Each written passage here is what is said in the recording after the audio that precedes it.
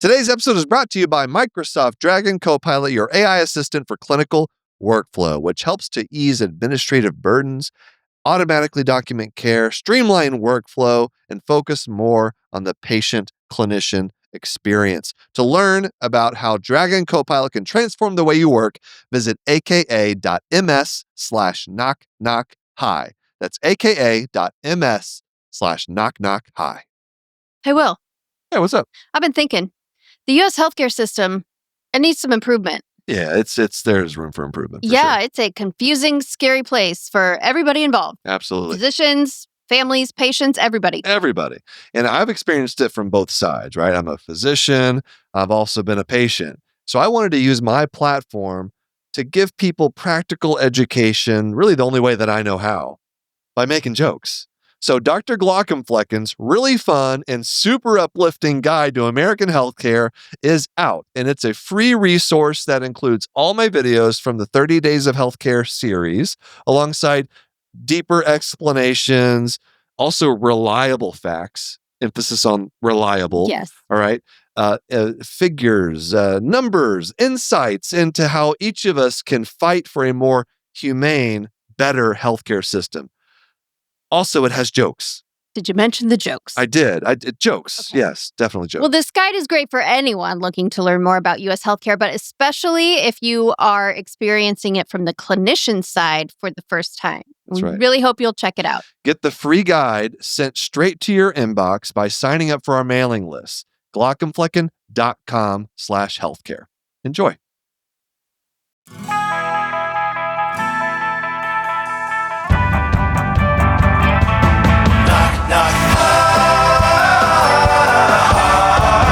Knock, knock. Hi. Hello, everybody. Welcome to Knock Knock Hi with the Glaucomfleckens. I am Dr. Glaucomflecken, also known as Will Flannery. I am Lady Glaucomflecken, also known as Kristen Flannery. Welcome to an episode of Glauc Talk. We were just going back and forth on whether our window that we can see ourselves in the camera here is big enough for Kristen to make sure that she sees herself. And she said Okay. it's because she wants to make sure nothing happens. That there's nothing happening on my face that I would not want to be happening. What could what could come about? Also, I during... monitor your face. So for the same reason, I'm just look, I'm a photographer. I don't care. Okay, I think about the I frame. don't care what happens to my I face. just like to see, are we in the frame? Are we, there are things. I will say we look beautiful. We look great. I'm wearing Jonathan on my shirt. Yeah, and I'm really embarrassed to go out with you in public when you're wearing your own face on your shirt. I should start wearing this more often in public. I think I actually don't do it very often. So maybe next time I go to the airport, we'll see what happens. No. I don't know. All right. So we got some topics today. We're going to do a medical topic from random medical topic. Yes. All right. Teach me things. I'm going to teach you some things. But also we have a couple of CPR related things. Yeah, we do. All right. So things that happen in the real world. Yes. The first this is a story from August.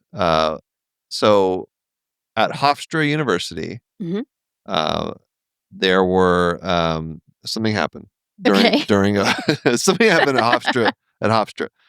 This was I guess the bar exam was happening. Mhm. The bar exam to become a lawyer. Right. Big exam. Law students were sitting for their bar sitting exam. for bar exam.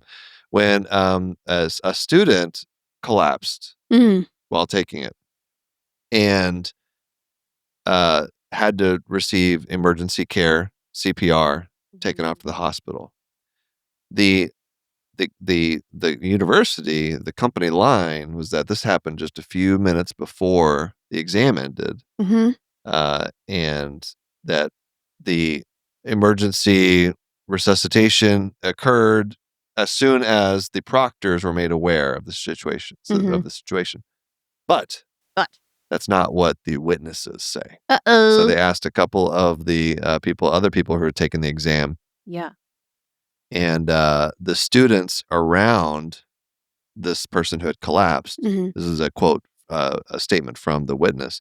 The students around her were telling the proctors, "Why are you refusing to seek assistance?" A witness identified as Isaac said. And she kept on saying, "Shut up and continue with the exam." Mm. The witnesses said he thinks it was more than 7 or 8 minutes before someone came to administer CPR. Ugh. With all those people around, that is such a shame. Probably not the best thing to do in a room full of future lawyers. Oh boy, yeah. I didn't think about I that. don't think that's it, like, awful. It's terrible. Just a and then a few later statements that it's a total disregard for human life. Totally agree. Like, what do you Yeah. like? The witness described how they were then instructed to step over the person for their Collapsed lunch person. break. That is awful. What are we doing, folks? Oh. That's bad.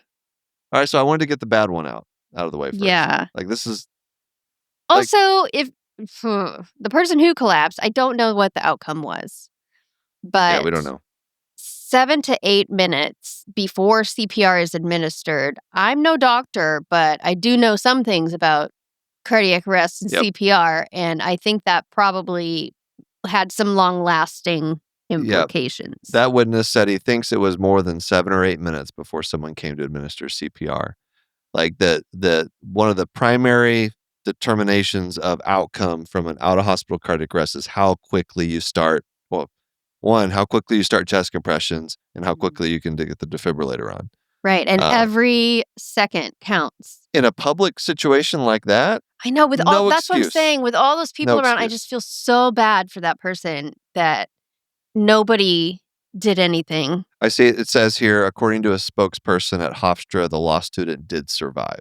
Oh, good. So they survived. We don't know, what the situation is Yeah, there, but even when they survived there, because of 7 or 8 minutes of, terrible, no heartbeat, there terrible. could be organ damage, brain damage, who knows, but All right. So in ugh. contrast to a TikTok video that came across my For You page just a Mhm. couple days ago of a stand-up comic doing a set where someone in the audience collapsed. Mm. And I think we said this, right? Yeah, Did I've you see seen that? it. You saw Mhm. it. And the whole crowd, this was in Spokane, Washington, Mhm. just galvanized together. We had medical Yeah, professionals that responded. like, in the crowd. Yeah, someone was in the crowd. Someone started doing chest compressions. There Yeah, was they a called second 911 person. right away. They got you can see it from the time it happened to when the paramedics showed up. It happened very quickly. Yep. And found out that person also survived. Oh, good. Good, good, Yeah. good. So good outcomes, but it was that TikTok. Who's the creator? Do you remember the name of the creator? I don't.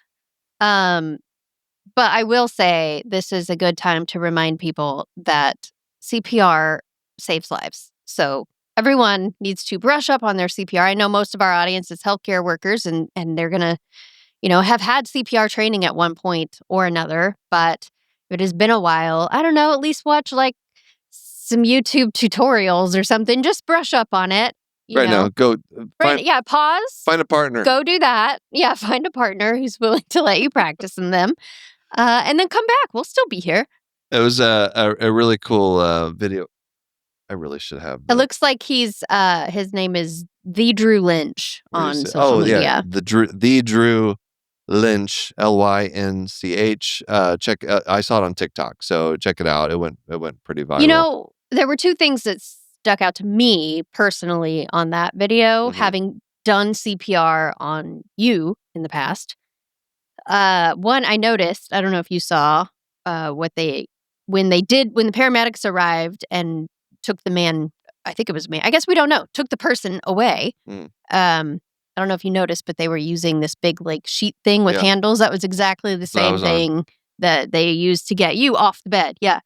Um, and then the second thing is I felt, I don't even know how to articulate what I felt other than I just could totally relate to, what the stand-up comedian, how he reacted afterward. Like you could tell that he was in shock Mhm. and he was very understandably like freaked out and a little upset. He was wiping away some tears. He was still Yeah. making jokes because he's a professional at what he does, but But you could tell every now and then he would come back to, oh my gosh, that was crazy, and he was just kind of overcome Hmm. by the whole thing. And I think I know exactly how that feels. And I think it's a good reminder to people that, yes, learn CPR, absolutely. And also watching a cardiac arrest, responding to a cardiac arrest is distressing. And so, we also need to remember to have the supports in place afterward when people do CPR, that it's very important to debrief and I don't know, just Yeah. try to support people in whatever way you This is can. the co-survivorship, right? Exactly. Like, Yes. these are people that were deeply affected and Yes. will be. Both the comedian, you can see his reaction. I Yes. agree. I noticed that too. It was very, it was remarkable. So just to see it all happening in real time, like that's Mhm. something you don't see very often. Right. Yeah. And like the person who collapsed had a cardiac arrest, it seems. But everyone else in that room had an experience that day too that was very, Yeah.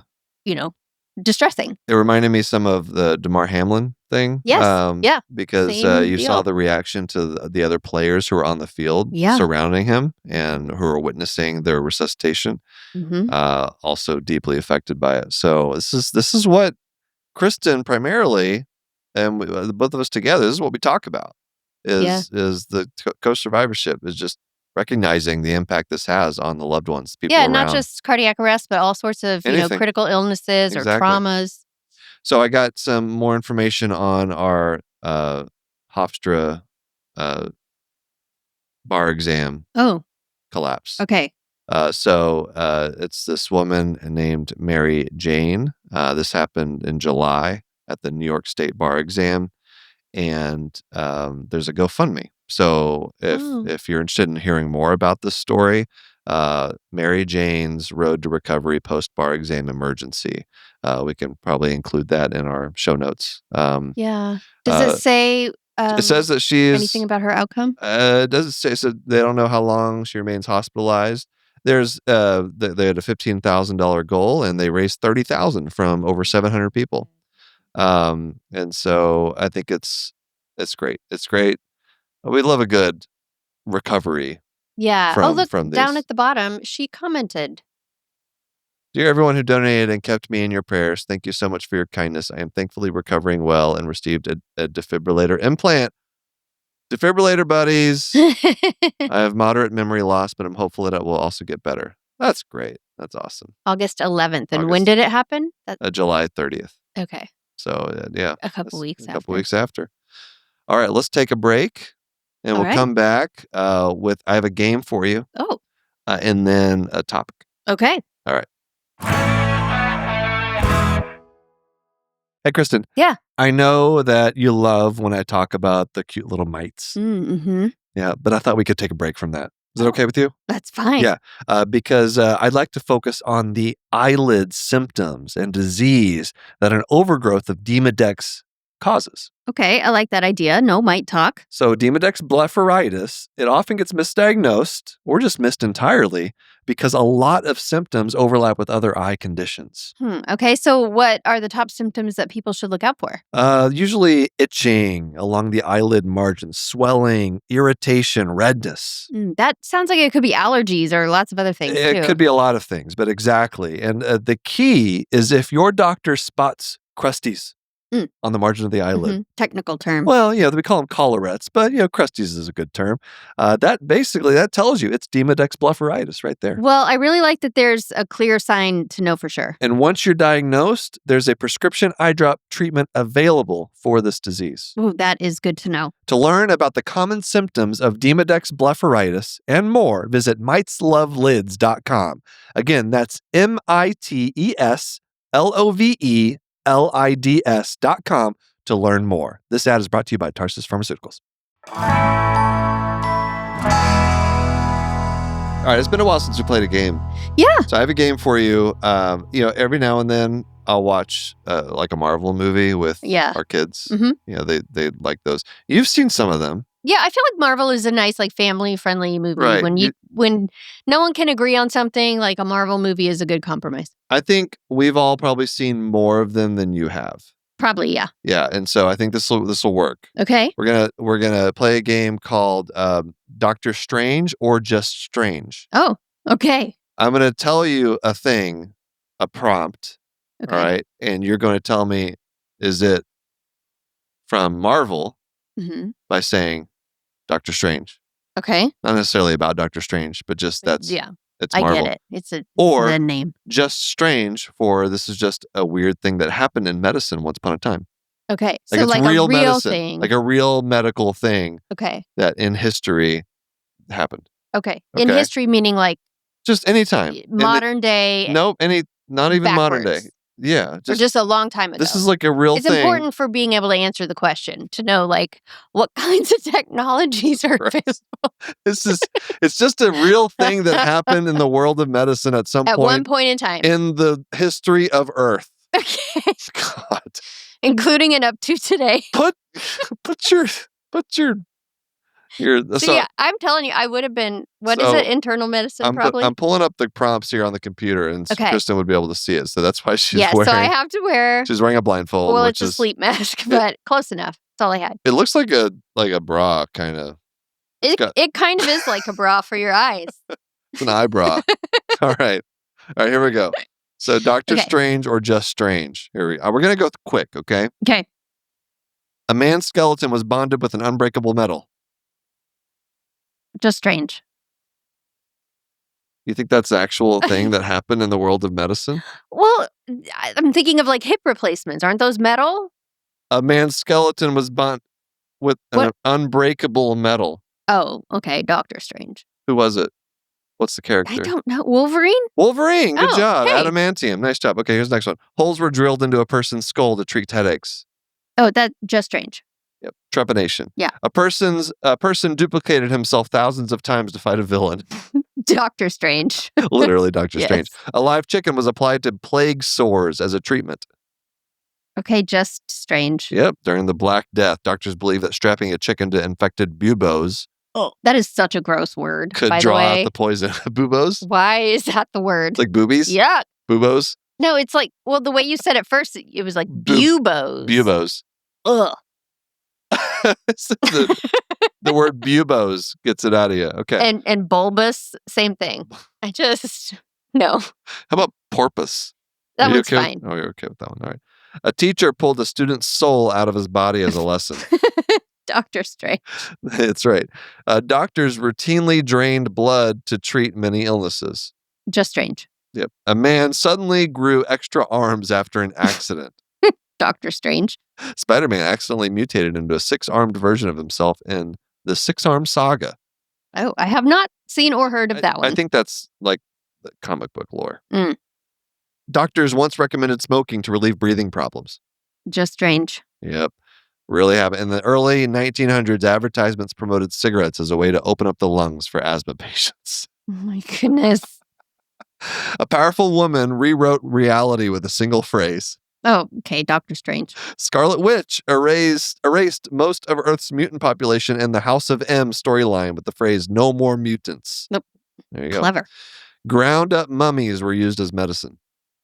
I'm going to go Just Strange. Yep. In the Middle Ages and the Renaissance. That's Mumia gross. was believed to cure everything from headaches to internal bleeding.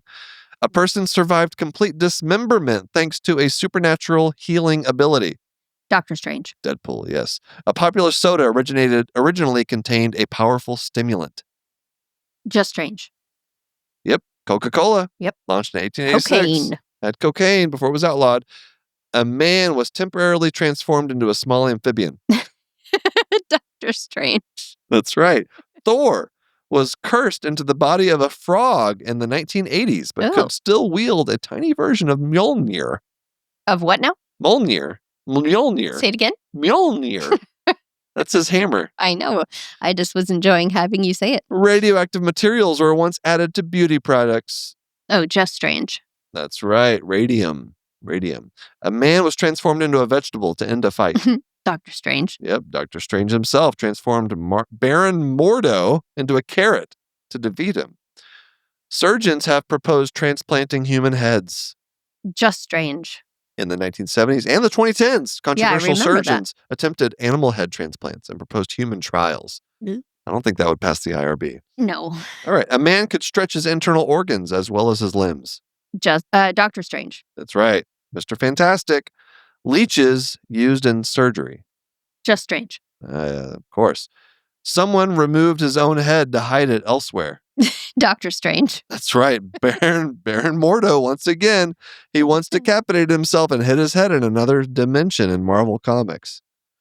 That guy's had it rough. And last one, mercury was prescribed for sexually transmitted infections.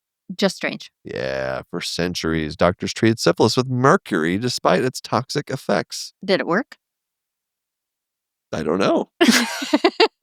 Toxic enough, it'll kill anything, including the person you're giving it to. Yeah, exactly. Good job. You did it. Oh, it's so bright. Ooh. I think I made that too easy. That was really easy, yeah, because some of the things were impossible. You didn't get the first one, though. What was the You first missed one? the first one. Oh, A man's okay. skeleton was bonded with an unbreakable metal. But you see where I was going. I didn't focus enough on the unbreakable. I get it. I was guess just thinking metal. bonded with a metal. Yeah, I can totally And see that one. unbreakable in the sense of like it's going to stay put. That was a tricky one. Yeah. That was a bit tricky. Good job. All right, should we do a medical topic? All right. Randomly? Teach something. Okay. We'll choose the topic and then we'll take a break. Okay. I'm feeling lucky. Oh, you're just going to pop it open to something? No, you're going to give me I'm just feeling like you're going to select something that's easy for me to teach. Okay. So we got, again, for the first time, listeners of this segment, we have First Aid for USMLE Step 1, 2025. Not a sponsor, by the way. No. Yet. Shanti, producers. I could use this. First Aid for the USMLE Step. Just a great review book. All right. So 32, pages 32 to 706. Give me something. 687. 687. That gets us into musculoskeletal system. Oh, that's 487. Sorry. Oh no, reproductive physiology. Oh my God. No, respiratory. That's better? Phew. That seems harder. Oh God, it is harder. Oh no, this is good. This is good. We're going to talk about hemoglobin. Okay. After the break.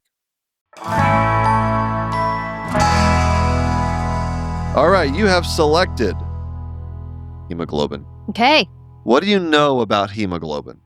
I know that it is I guess it's a molecule in the blood that carries oxygen. Hey, that's pretty good. We're done. All right.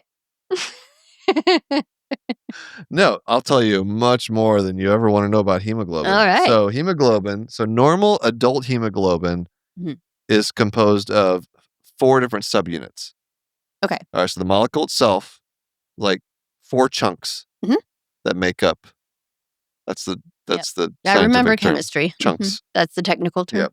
There's 2 alpha Okay. and 2 beta. The Okay. 2 beta is just less important. I'm just kidding. Each one of these 4 subunits binds 1 oxygen molecule, O2. Okay. All right. Now, hemoglobin exhibits positive cooperativity when binding O2, so that when it starts becoming oxygenated, then it has higher affinity, just more and more affinity for oxygen. Like once oxygen gets there, it starts kind of adding itself to hemoglobin. It's like, oh, I want more and more. Right. More and more of that oxygen. Give me all that oxygen. Cookie Monster. Yeah, it's cookie monstering the oxygen. Hemoglobin is.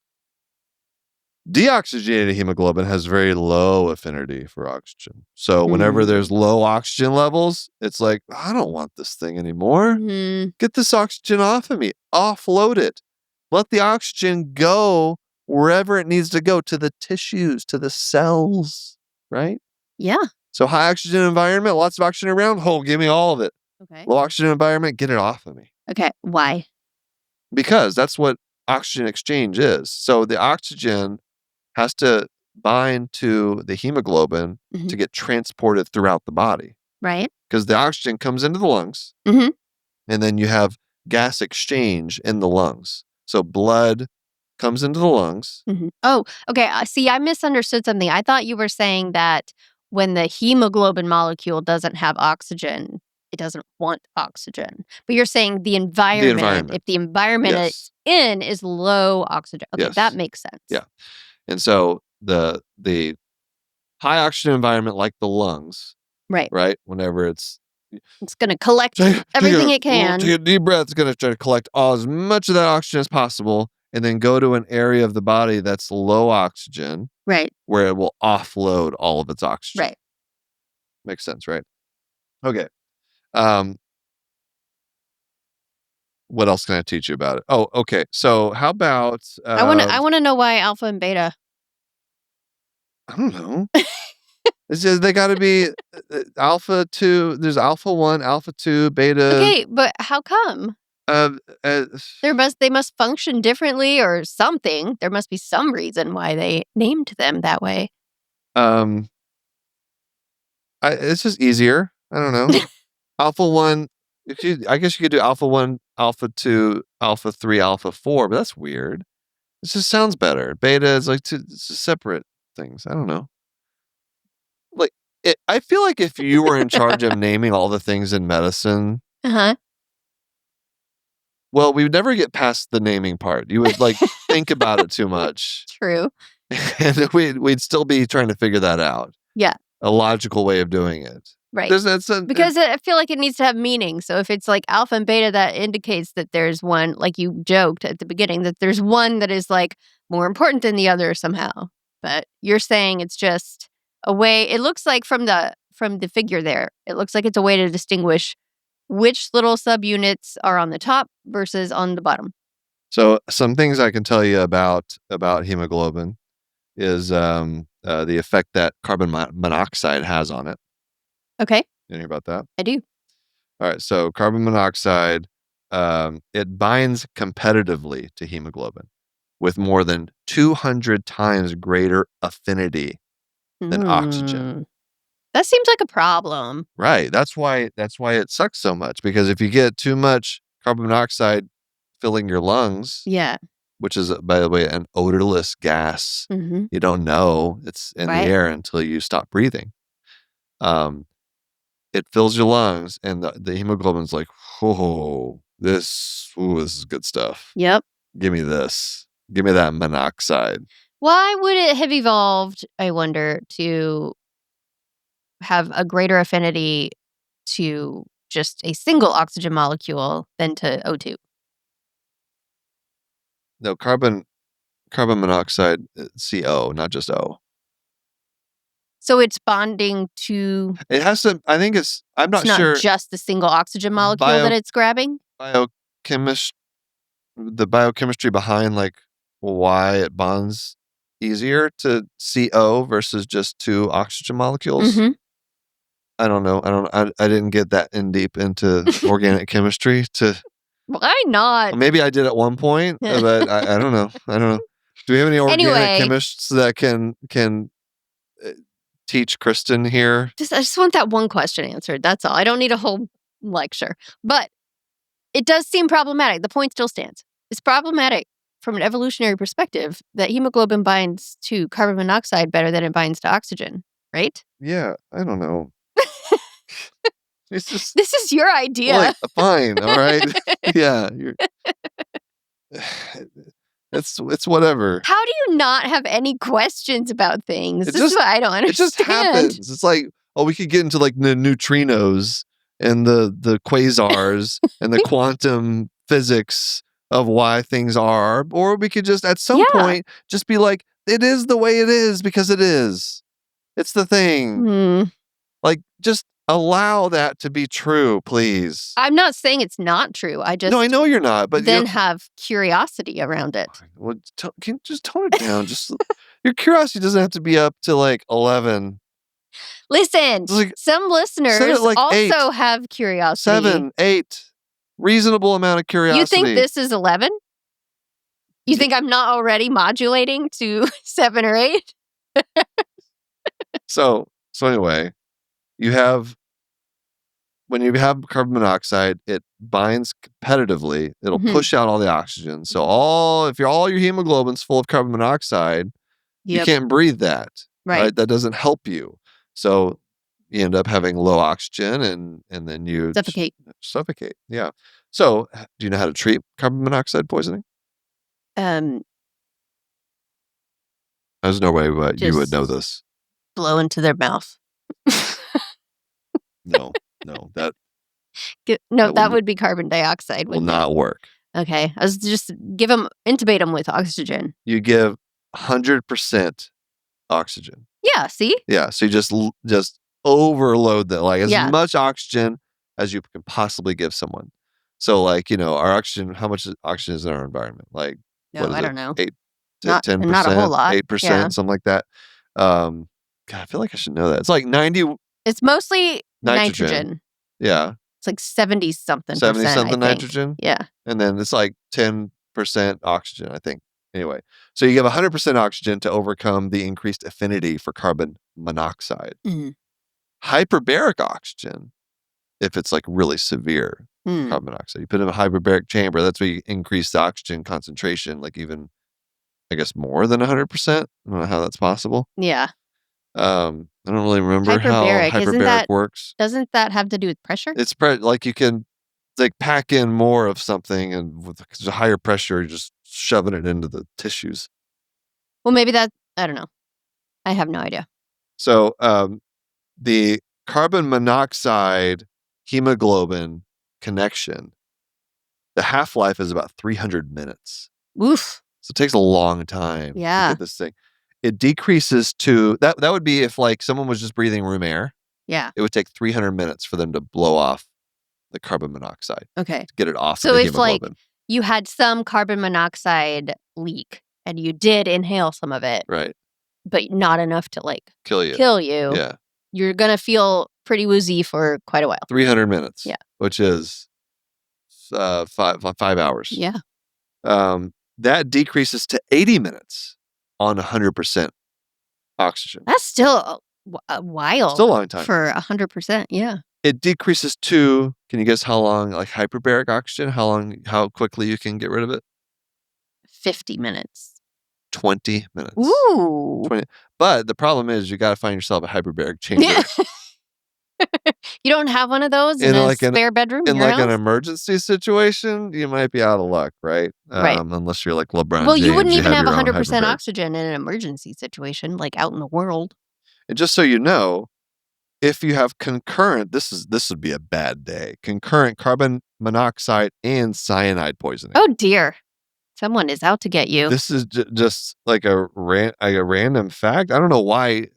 And like they just list this as if like, hey, this might happen. Something you should never know. know. Carbon monoxide and cyanide at the same time.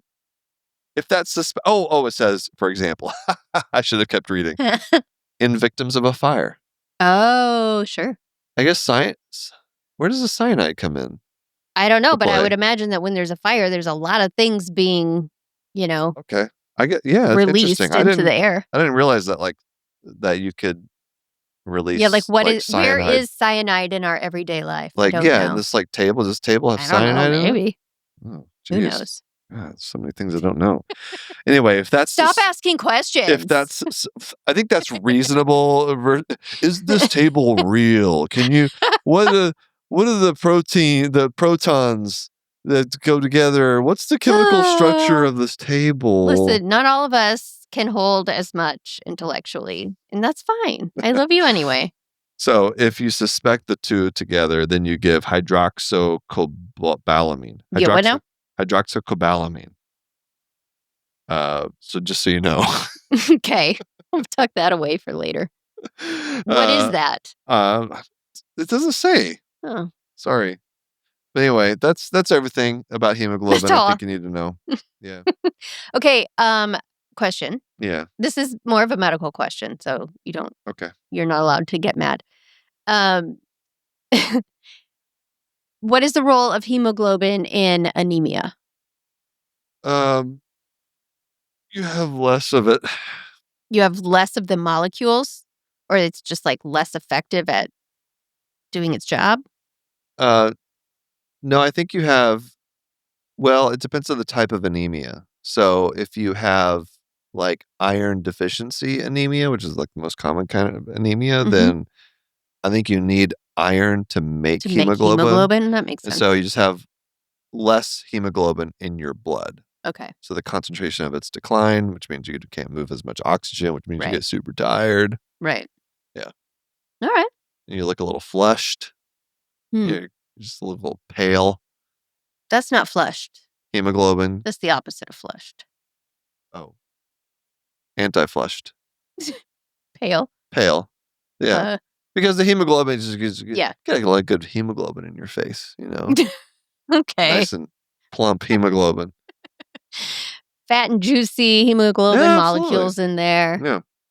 All Bring right. that oxygen up to the surface. Any other questions, or do you feel like you got it? Well, I feel like I'm not allowed to ask You any. can ask. You can absolutely ask questions. I might make fun of your questions, but you can ask them. No, I'm fine. Okay. All right. It was a good topic. Thanks for choosing that one. All right. Um, I mean, I do have a lot of other questions, but I'll save it for another day. That's Glauc Talk. That's our Knock Knock Hi for today. Let us know if you have any expertise in hemoglobin or want to engage in more challenging questions with Kristen here. There's got to be some internal medicine people, right? Oh, out there yeah, that or wanna hematologists. chime in, or hematologists. Absolutely. Yeah, exactly. That are probably furious right now. Yeah, that I didn't probably talk yelling about at their specific dashboards. things. But I bet you they could Exactly. tell me why it's alpha and beta. Someone leave that in the it's comments. Really, it's just like a convention of naming things. Okay, well, I'd like to know why. It's like an ophthalmologist going like 1 or 2. 1 or 2. It's usually they stick with 1 or 2, but when they get up to like 3 or 4, you're like, whoa, chill out. We're having fun here. Just keep it at 1 or 2, buddy. All right. Sometimes when I was learning, I would just get bored with that. I'd go up to like 9 or 10. Yeah? Yeah. See, I would have questions about that if I walked in and... But that's the thing. It's just like someone was in charge of like, what are we going to call these damn things, these subunits? Well, I I'm don't just know, wondering alpha, why... Alpha 1? Alpha, how about beta? Beta 1? What's after beta? Charlie? See? I don't know what's after Who beta. knows? Who knows? Nobody knows. All We right. may never know. You can email us, knockknockhi@human-content.com. Hang out with us and the Human Content Podcast family on Instagram and TikTok at Human Content Pods. Thanks to all the listeners, all of you guys leaving feedback and reviews. If you subscribe and comment on your favorite podcasting app or on YouTube, we can give you a shout out. Like at UKI Rich Full on YouTube said, I absolutely love when you talk about weird, rare diseases. I think this is going to be a popular segment then on the podcast Hope so. because sometimes we'll get into some really rare diseases. Full video episodes up every week on our YouTube channel at Glaucomfleckens. Please go check that out. Subscribe. Appreciate it. We also have a Patreon. Lots of fun perks, bonus episodes, or react to medical shows and movies. Hang out with other members of the Knock Knock Hi community. By the way, we've reacted to a couple of clips from the Pit. Mm-hmm. Big Emmy winner the other day. Oh, yeah. Yeah. What's his name? Noah Wiley. Noah Wiley, yeah. Yeah, he won for Best Actor in a Well, drama. that makes me I was so happy. happy for him. Yeah. It's like ever since he was just a little med student on ER. Just watching him grow up. Yeah. Where was I? Yeah, Patreon. Check it out. Patreon.com/Glaucomflecken or go to Glaucomflecken.com. Shout out to the Jonathans. Should we do that? Always. All right.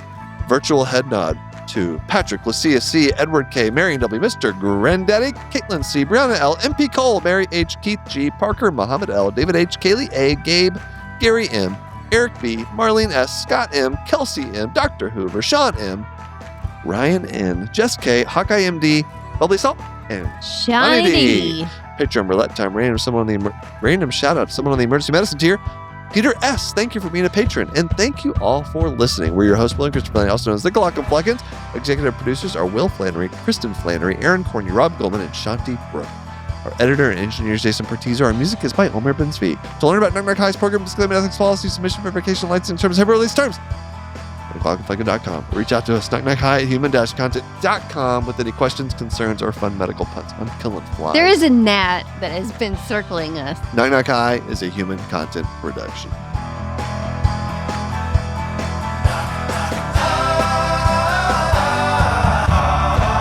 Knock, knock. Goodbye.